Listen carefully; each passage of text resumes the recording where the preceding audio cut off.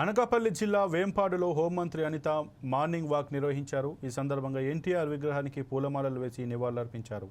గ్రామంలో పర్యటించి స్థానికుల సమస్యలపై హోంమంత్రి ఆరా తీశారు. రామాలయం వీధిలో సీసీ రోడ్డు వేయాలని అధికారులను ఆదేశించారు.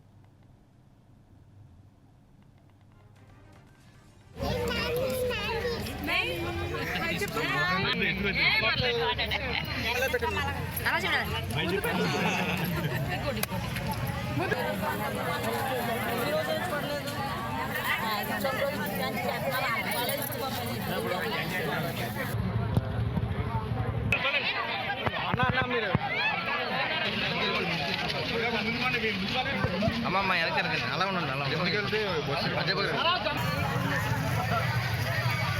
అలా ఎలా వచ్చాడు రాజు గారు?